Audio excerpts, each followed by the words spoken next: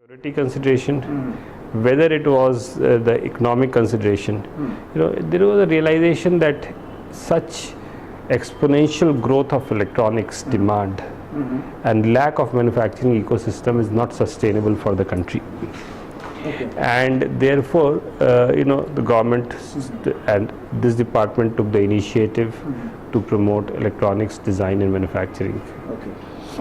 And since then, of course, at that time, like I was saying, ESDM? ESDM, Electronic System Design and Manufacturing. And one of the realizations, so we realized that we realized the various reasons why the industry has kind of become so negligible in the country, and why competing on a level playing field was difficult in India. So we had new policies, new initiatives to create a level playing field, to offset the disabilities that were there for Indian manufacturers. So those policies were started.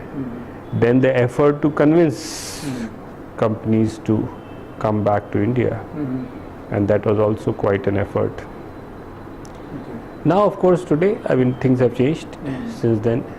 Like I was mentioning, with the these things what you have narrated happened during the last 3 years. ESDM and that's right. But since Make in India and Digital India program, the level of interest in India in electronics manufacturing has been dramatic. We have had more than 120 companies in different sectors of electronics who have come and have initiated investments in India. Total investments in these companies exceed 1,20,000 crores, which have to be made over a period of next 5 to 6 years. But there are significant investments today.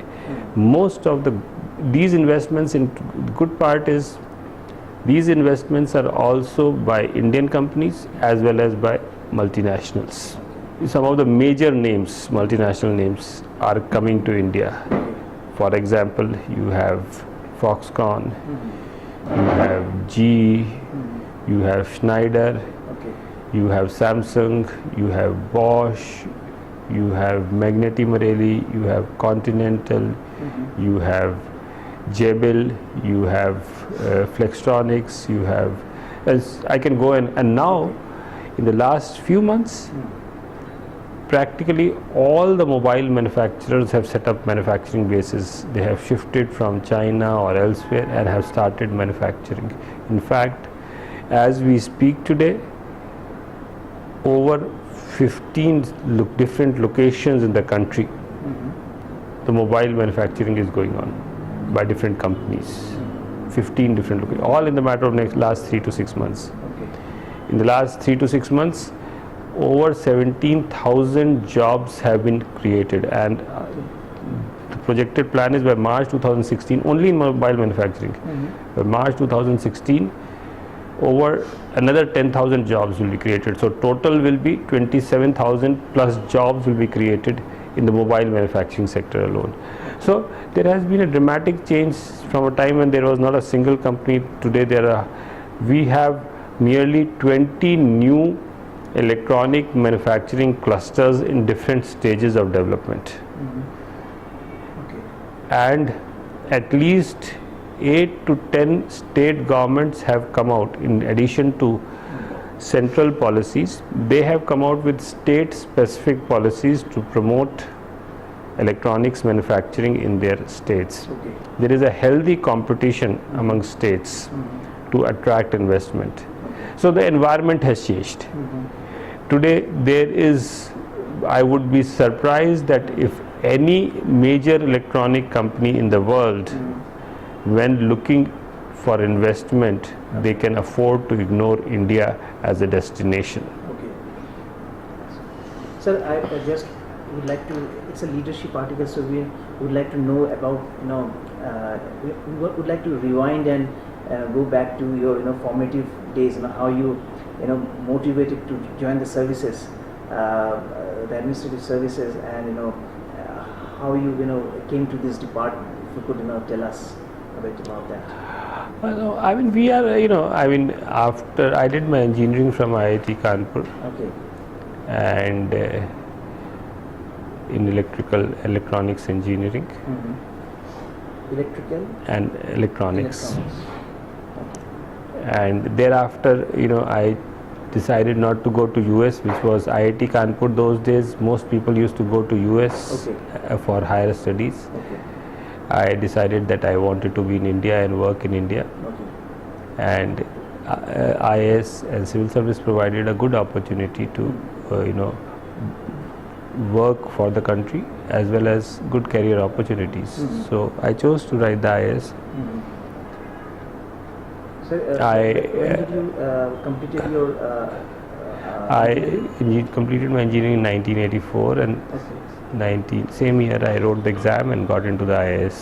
Okay, 1984. 85. So the exam was 84. The batch is 85. It 85 takes batch. 1 year Right. for the process to get completed. Okay. And in fact, during that 1 year, I used to be working for about 6 months with Uptron Okay. Digital System Limited, and I was part of the team Uh-huh. which installed the first electronic exchange. Okay. Uptron Digital Systems Limited installed the first electronic digital exchange in the country in the premises of ITC Calcutta. Okay. And as a young engineer, I was also part of that team. Okay. Not that I knew that I would be looking after electronics much later in my career. And then, of course, as per this thing, I did various jobs in the state and in the central government. Okay. In the state, among other things, I was also MD of Kerala State Electronic Development Corporation between 2000 to 2003. Is it Keltron? Keltron. Okay. So, where I had the opportunities to restructure Keltron, and from a practically closed down company Okay. to make it into a profit making company. And it is one of the most successful exercise of restructuring of public sector in Kerala. Okay. For a massive company of Keltron size, which has huge imprint in Kerala and lot of issues, we restructured it, and today it is still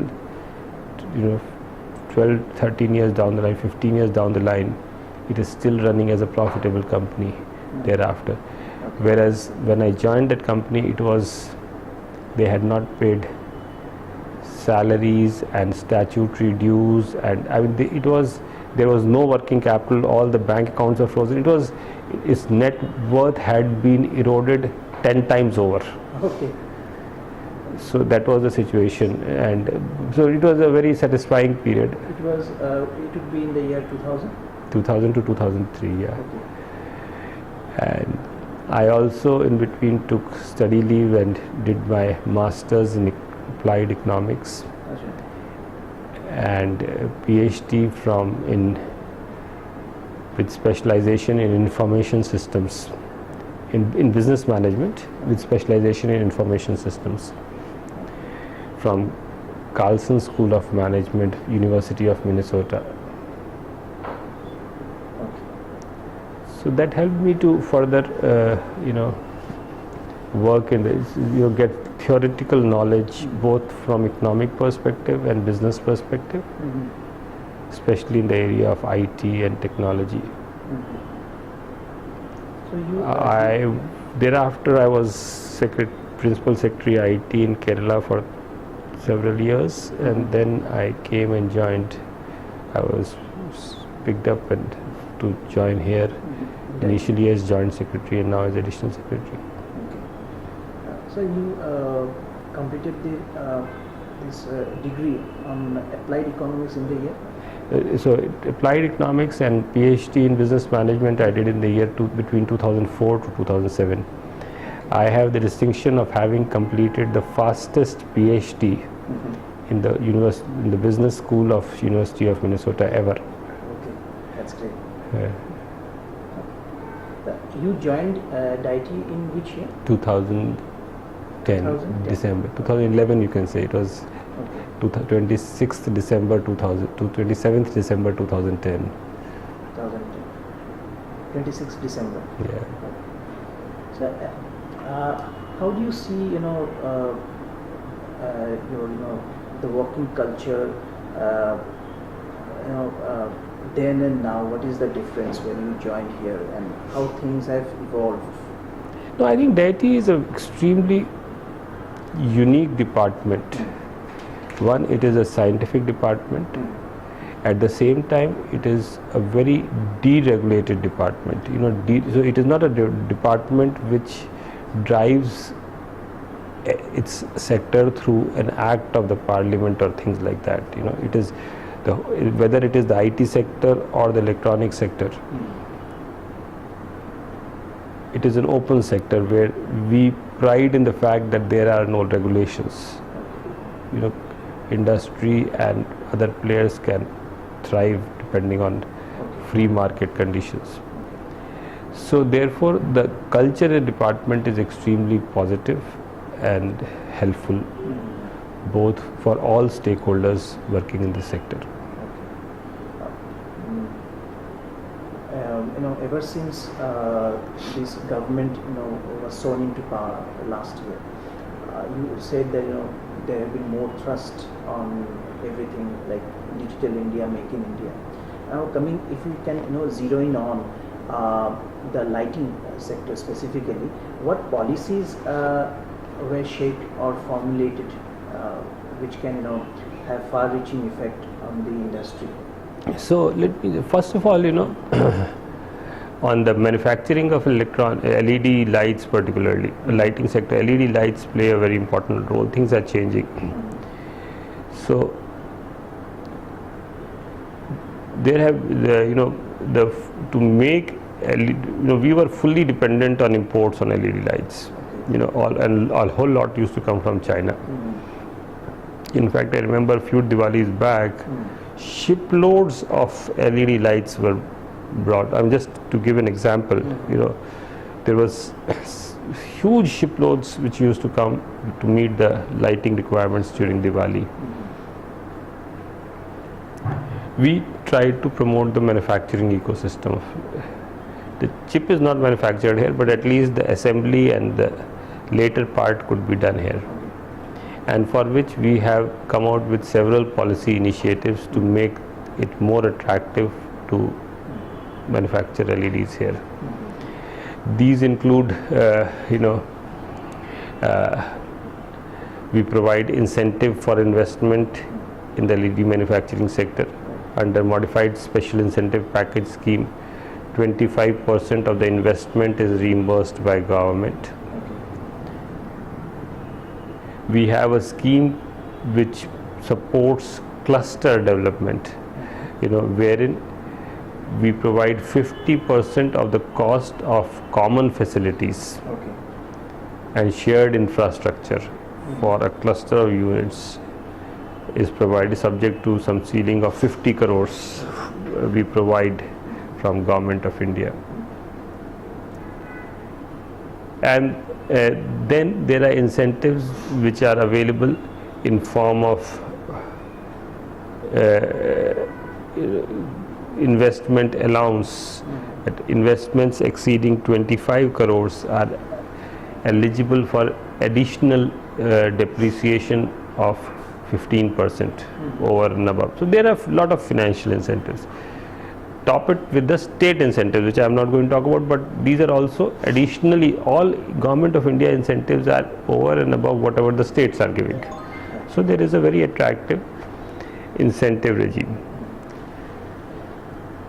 The second thing we did was, we realized that there was inverted tax structure for LED manufacturing. So which means that if you were to import LEDs, it was tax, you had beneficial tax. If you were to manufacture, you had to pay more tax, which is obviously against the interest of manufacturing. So in the last budget, if you see, several steps have been taken to rationalize tax for LED lights. So this is all done to create a nice positive ecosystem for LED manufacturing in the country. The second important part was demand side. I mean, demand was growing, but it really started, initially the LED lights were a little costly, 500 rupees a bulb or something, and Indian consumer is very price conscious. So we kept on, one of the things this whole which Department of Power is driving is the major procurement initiative for government structures.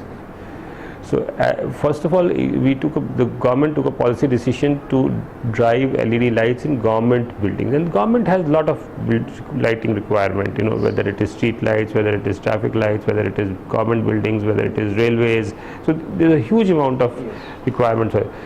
So in government procurement, government also did that as part of its more, and we all know LED lights are more energy efficient. I mean, government also said we will encourage consumers to buy LED lights. So there was this whole drive, you give your old bulb, replace it with LED bulb, and government will subsidize the LED bulb. EESL did a wonderful job to take this program forward and initiate bulk procurement of LED lights, bulbs, and make it available both for government, for consumers. This bulk procurement and bulk demand helped to drive down the prices of LED lights, and in the open market also today there is a tremendous amount of demand for large number of sectors to take LED. So on the demand side, the government procurement really helped to bring down the prices and drive further demand of this. But just demand was not enough. See, even if the demand was there, most of it could have been met from imported lights. So to make sure that this local demand is actually driven by domestic manufacturers, we have notified LED lights under a policy, one of the policies which we have initiated called preference to domestic manufacturers, under which LED lights have been notified by DIT. And therefore, when government is procuring LED bulbs, like EESL is doing, they will give preference to domestic manufacturers. So as a result, on one side, Ministry of Power started the procurement process. We notified the policy for preference to domestic manufacturers. So all this procurement started to give benefit to the domestic manufacturer as against importers. One more thing we did, so that the demand for India, the whole effort was how do you make sure that the demand for India results in developing of manufacturing ecosystem of LEDs. See, a lot of lights which came from imported lights, they were of very cheap and inferior quality, and also very dangerous, because as you know, LED light which is of inferior quality can be very harmful to it can be permanently damaging to your eye. So what we did was, we have notified LED lights for mandatory compliance to safety standards, CRS. So as a result, what happened was that any light which was not complying to those standards henceforth cannot be sold in India, neither can be imported nor can be manufactured. Now manufacturers were very happy because they were anyway complying, but the importers were sometimes not. Some importers were complying, some were not. So our estimate is nearly 30% of the lights which were imported prior to CRS were not complying to this safety requirement. So once that stopped, the 30% also became available for better quality lights, and a lot of which was started being catered by the local manufacturers. So it created a very ambient and good system. The third thing which we have done or tried to do is on the human resource side. We have done to create more India is good in R&D, a lot of work has been going on in our LED, but we have now tried to scale it up on a different level, for which that is work in progress.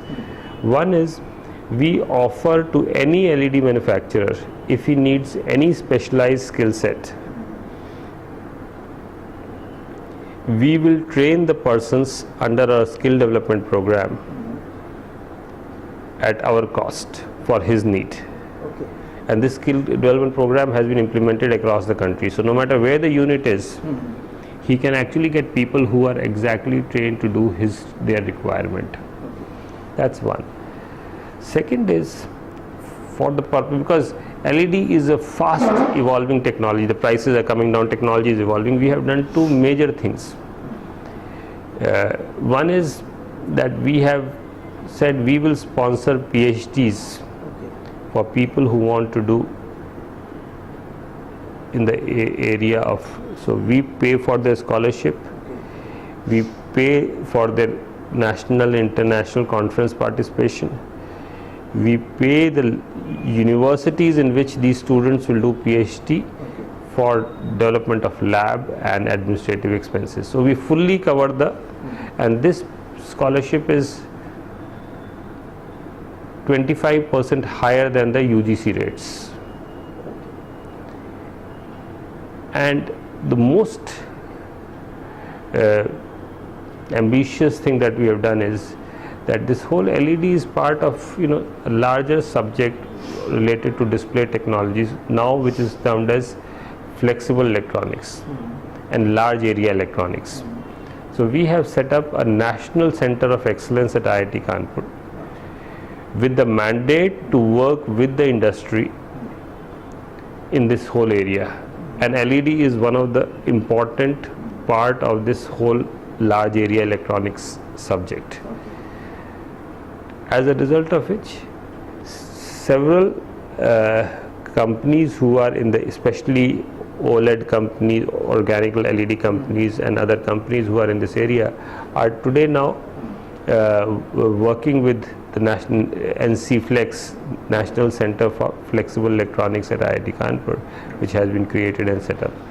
So we have tried to actually address the problem from various sides, and I think it has led to a significant enhancement of LED manufacturing. Now one thing which remains is LED chip, and it is our endeavor now that to see how we can get an LED chip made in India. So some work is going on. Let us hope that we will be able to attract an LED fab also in the country so that the LED chip can be made in India. So follow-up queries, two follow-up query on the skill part. You said that if manufacturer wants to skill his or her manpower, he can perhaps send the human resource to you. I mean, if you can give a detail, like suppose. No, yeah. So it is not to us. So what we have created a framework. The scheme is implemented through Electronic Sector Skill Council. Okay. So, and Electronic Sector Skill Councils have recognized training partners. Okay. And recognized courses. So all this LED company needs to do is to send his employees or his potential employees to this accredited training partner and get the training done. Government of India assistance is 75% for SC/ST, 75% for general candidates, and 100% for SC/ST, economically weaker section, and women. And you said about the PhD. Now this PhD is on engineering or applied science, or can it be done on the economics part? So energy economics or yeah, we would be happy to do it in energy economics. Today, so what happened was when we started this program, today there are 78 universities where our program is going on, and this is not only for LED but also similarly for other sectors of electronics. In the last 1 year, we have funded 1,200 PhDs, and why this is very important is previously the number of PhDs used to be very small. You could count them on your fingers practically, and even in Indian universities, IITs, IISc, NITs were not so much into PhD, especially in this area. Now they have, and within 1.5 years this much has happened, So this number has increased multifold. Okay. Now we have however so far not got the management institutes in it, but I think that's a very good idea, and maybe in the future we should also get, like we support IITs, like we support IISc or NITs, we should also support IIMs and other management institutions. This scheme is open for private universities also. This scheme is also open for state government universities also. So it is available to everyone. Sir, you would agree that quite often in India, at least, PhD degrees are used as gate pass for acquiring jobs in faculty department. Hardly their theses have relevance to industry.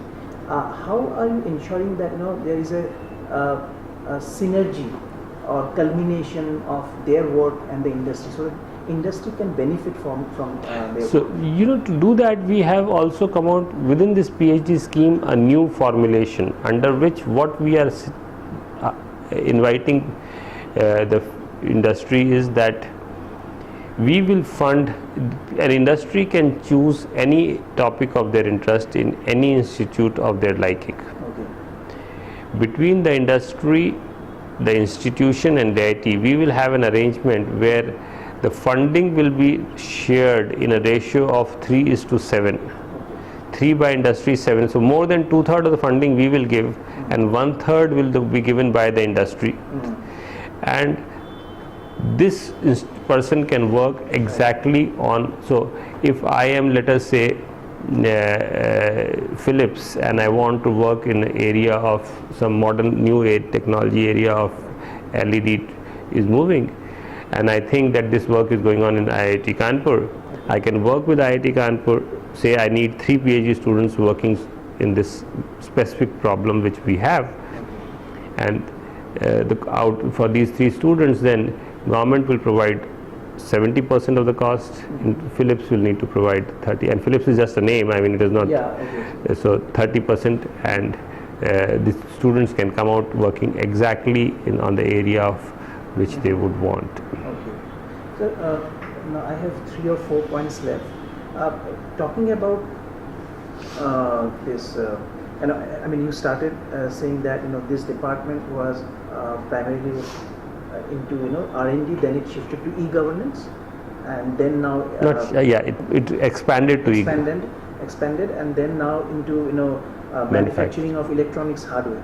So going forward, how do you think how do you foresee the future of this department, and when it comes to manufacturing these electronics domestically, how the policy, we understand there is a policy push from the higher up. Now, how this going to percolate? What are the things are in the So I think 2 things. I think let me answer that question in a slightly one is, I think this whole initiative. See, today if you look at the last 2 decades, between IT and electronics, this department has been responsible for the largest job creation in the country. Okay. And I think this will, now that is where you see we have envisioned in several different things that IT and electronics and telecom, between them, will constitute 25% of the GDP. Okay. And it is by so in fact 2022, earlier 2025, let us say somewhere in between 22-25. I mean, if we were to look at a 2025 time frame, we may also expect that our economy would be, let us say, of the size of, today it is about 2 trillion. If we continue to grow, we may be size of about 4 to 5 trillion. And if it is 25% of that, this sector would be nearly 1.25 trillion or 1 trillion plus. The size, this is one way of looking at it. The second side way is that how it is transforming lives of everyone. Digital India program is a program which aims to transform the lives of people using ICTs and creating India into a knowledge society. If Digital India dream has to be realized, we will see a huge technology-driven transformation in this country, which is happening. I mean, if you see, I mean, you are young, but if you, people in my generation have seen what it, we have first 20 years of life, we were without technology, and slowly technology has come, and today, without a phone, your life is, if you lose your phone, you are totally marooned, You would be better off on a marooned island than in a society without a phone. So things have changed so dramatically, and they will continue to, ICTs will continue to drive this miraculous, change that we are all witnessing. So the point is, what I'm saying is that ICT sector is the biggest driver of change in the next at least few decades, 2 to 3 decades. And as a department which is responsible for this in the government, it has a huge responsibility to see that change actually happens. And to that extent, I think I consider myself very lucky to be part of that change, and being partly responsible for driving that change, and also witnessing it from close quarter at a very, very advantageous position.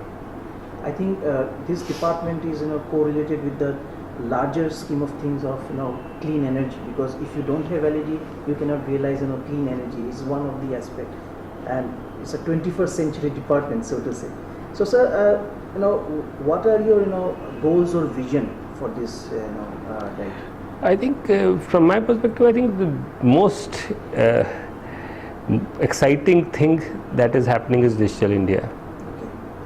Like I said, this is something which really has potential to transform the country and leapfrog into the league of, let me not put any label, but to improve the quality of lives of our peoples significantly. In fact, this is the only way that in a short period we will be able to change the quality of our lives. And I think that is what the beauty and the excitement in this department to me is right now.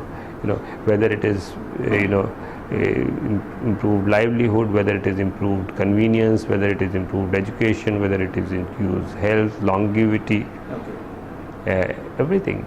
So what are the challenges do you think in this in realizing this goal, and how are you planning to overcome them? See, the challenges I think are one is infrastructure is a major challenge, and that physical infrastructure. So because in the end, if you can't reach somewhere, even if ICTs are virtual, but there is an underlying physical infrastructure. If that physical infrastructure is not there, ICTs do not reach that place. Optic fiber. So whether it is optic fiber, some form of infrastructure will have to be there, and optic fiber is definitely the most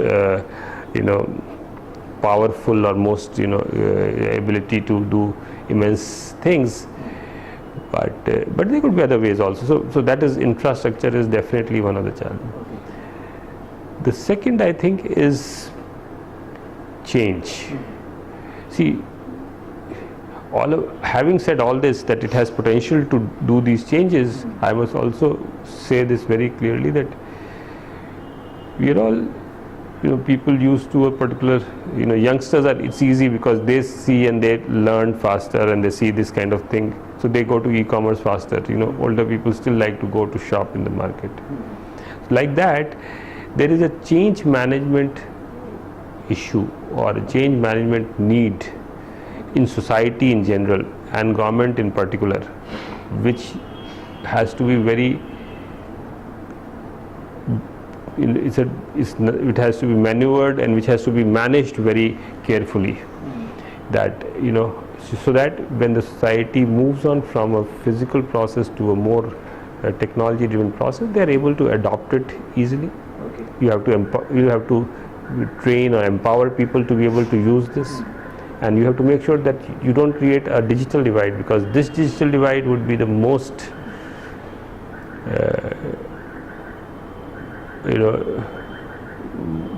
this can create a gulf between those who can take advantage of technology and those who cannot, and we have to make sure that digital divide is not created. So what would be, succinctly said, bureaucracy next? I mean, what is the role of bureaucracy in this? Because people, they resist change. Some people actually they do. I mean, how do you think you can become a catalyst for change? I think we must continue to maintain the openness of this sector, and when I mean to say openness, in this deregulated form, which has helped to make this sector grow so fast over the last 2 decades. The internet, the ICTs, they have all grown because of the openness, I think. So that is very important. And second is empowering of people and create. So government has to create a facilitative environment for these things to happen. And then the empowerment of people. Government has an extremely important role for empowerment, for Okay. So if you will be aware that Facebook and Google, they are trying to create internet infrastructure like internet.org. Google has something called Project Loon. They offshoot those balloons in the atmosphere for greater internet connectivity. Primarily now targeting the Africa.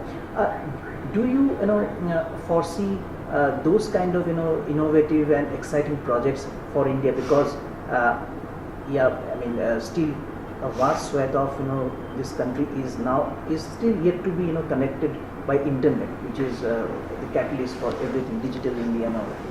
So Yeah, how do you actually the evolve that important thing is ecosystem? we should not exclude anything which is in the interest of our country and for the fulfillment of the goals of Digital India. And that the goals of Digital India, like I said, is to be able to create the change, transform the society into a empowered society with the use into a knowledge society with the use of technology. So now in any of these things we need to see whether these things are actually helpful to us or not helpful to us, and then take a call. And remember one thing, one of the most, if you look at the top 20 inventions or discoveries which have had transformational effect in the last 20 years, you will find 19 of them relate to ICTs. Why I say this is, and we all see this, I mean, it's all the change of technology and the change of solutions is so fast in this game. So it's not that today there will be one solution, tomorrow the only thing I can assure you is that there's going to be a different solution tomorrow also. Okay. That is how fast the technology is changing. So we have to be open, we have to keep our eyes open, evaluate each of these and take a call as and when they come. Any particular action you would like to, anything you would like to highlight pertains to R&D, like because this is an R&D subject. Oh yeah, oh yes. I mean, I think so.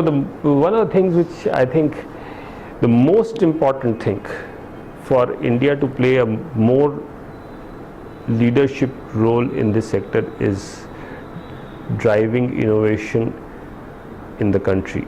Okay. And this whole startup program of Prime Minister is something which is exactly is something which is leading that in that direction.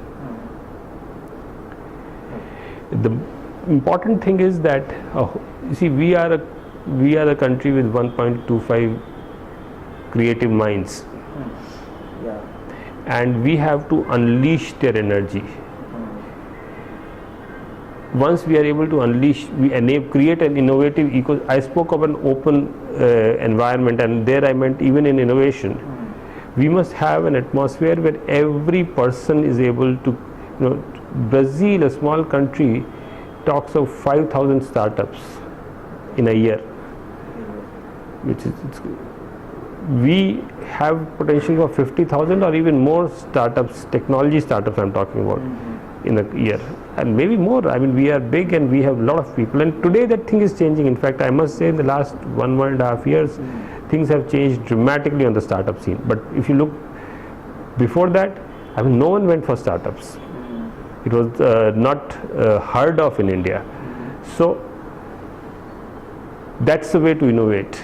You have to get industry to actually, in India, most of the expenditure on R&D is done by government, and government expenditure is done to fund government labs or universities. So it is a very it's something which is in a closed loop, which is government funding government institutions. We have to look beyond that. We have to create systems which will help industry to actively be partner, individuals, startups be partners to innovation, and then we can, today if you look at US, what is US? US is focusing, now they have started looking at manufacturing once again, but for last 20 years, all the manufacturing and services have gone out of US, and they're focusing only on innovation and IPR creation. So I think India can, and India has already started in that direction, a very, very big country for innovation. We have done one more thing which I would like to mention in this, and that I think is the most important step which will help to drive innovation. We have created what we call as an electronic development fund, which is a mother fund. It's a fund of funds, which will provide or participate in daughter funds. A daughter fund, which is a venture capital or a seed fund or an angel fund, and these daughter funds will go about funding individual startups. We don't want government to decide which company to fund, because then biases may come. So we want the individual funds will themselves, through their professional management, decide whether to fund company A, B, C, D, which is a good idea. We take minority stake, 15%, 20%, 25%, so that we are always making sure that we take the advantage and the benefit of experience of the privately, professionally managed fund to be able to, but reduce his risk and his exposure. So we promote the ecosystem of venture capital in this country, which will in turn go and support innovation. So that is the idea of EDF. EDF has just been approved, and we have identified Canara Bank Venture Capital as the fund manager for EDF. They have already started. There has been tremendous response to EDF, and I think this will be first very concrete way of encouraging greater innovation in society at large, and not only in government labs or in government universities. So can a lighting firm be beneficial? Yes, absolutely, 100%. 100%. Sir, I have two more questions. One is, you have notified CRS with effect from August, I guess? No, so CRS was notified in 2012 October, and the first set of products came into, we notified 15 product categories in October 2012, and the notification came into effect from August 2013. The second set of products were notified in November 2014, and LED was one of them. And that notification has come into effect from August 2015. So there are three parameters, photobiological safety, electrical safety, and another one.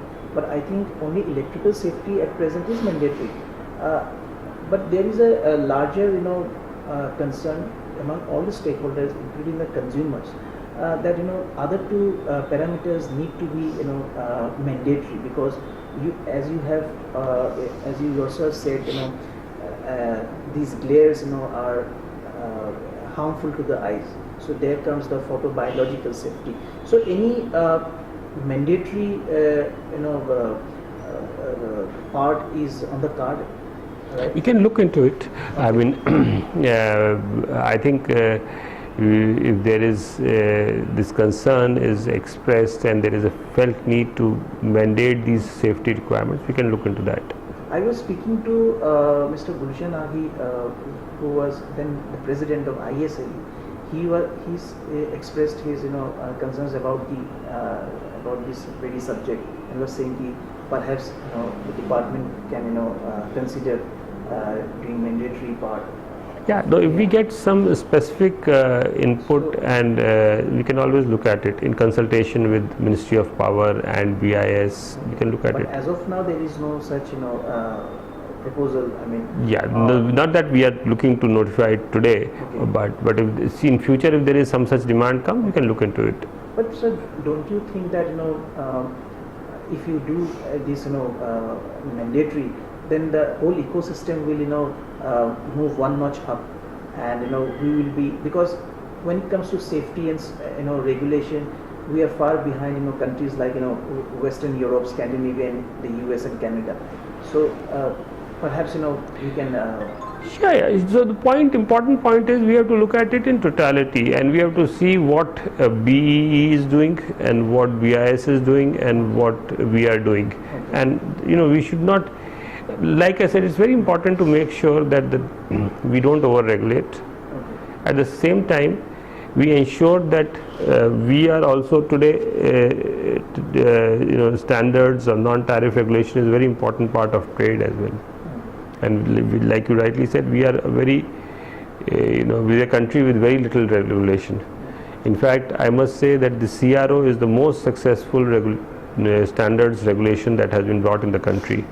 And in the last 1.5 years or so, since August 2013 when it came into effect, 2 years now, we have more certifications than all other products put together in the history of independent India. Oh, I see. So that is the level of success of this regulation. Okay. So this is, but having said that, there is more to be done, and I think if there is a need, we could look into it and do it. So finally, a question. Going forward, what are the things we can look up to with regard to the. So we will, in respect to electronics manufacturing, we hope to consolidate what trends are there today. So that we create today we are still very small. I mean, let me not give you the impression that we have already arrived or something, but we have changed the trend. From a trend of closure, today there is a trend of investment, and people are looking at India for manufacturing. We need to consolidate this. We could be the next biggest. China, of course, is the biggest manufacturer of all electronics. We could be competing with China in the next 10 years or so if we continue to develop this ecosystem. We are a long way to go from there, but I think that is where we should try to do. But I think, like I said, also we have a lot of things which we have on with respect to Digital India, which we will be trying to implement in coming months. So it is said that China has capacities of next for next 20-25 years. When you consider that fact, do you think how do you think we are poised as a country? And this is the one part of my query. Second is there is also China plus one strategy. In international community there is a concern about China. So some countries like Japan, they say don't put all the eggs in one basket. Let's have another country India, I think, can be a potential destination for that. So are we able to is our messaging right, and by saying that we can be that China plus one country? Sure, we have to reach there. I think we could be China plus one, and that is what I meant earlier. But this is another way to say this. What I said earlier was China plus one. So we could be in that league. We are not there right now, but we could be in that league. Second thing is, you must also realize that one important change apart from China plus one is that there is a huge shortage of manpower in China now. The cost of labor has gone up exponentially in China. So there is also that push factor for companies to come out because of the demography, and that is not going to change in the next 20 years at least. So that is the window of opportunity also, in addition to so many other factors. But we need to make sure that we build on the advantage or build on the trend and take it forward. When I said these capacities for next 20 years, they include the manufacturing of chips. Now I was interacting one of the senior manager of a Korean company. He said chip is around say 7 to 8% of the total cost of the LED. One second is chip are very lightweighted, so the freight charges are very less. So we can get those chips for China or elsewhere. Absolutely. So considering this fact, perhaps economic viability of manufacturing chip at present seems to be a little, distant, Challenging. dream, Yeah. challenging. So, any strategy you have with regard to manufacturing chip by considering, rolling out incentives or other, market-friendly initiatives? Yeah, I think so. Like I said, in LED we have a lot of people who have started manufacturing, and LED chip manufacturing also. There is a company who's trying to do something, Decor, Decor. Yeah, but they have not been able to start manufacturing yet. They are having some issues. But the point is that yes, I think the incentives are there, and we can look at if what more needs to be done. But and what you say is absolutely right. The chip is a very lightweight, high-value item, so it's easy to manufacture at one place, sell it elsewhere. But all this is also subject to change. Like I said, because the most important, most permanent thing here is change.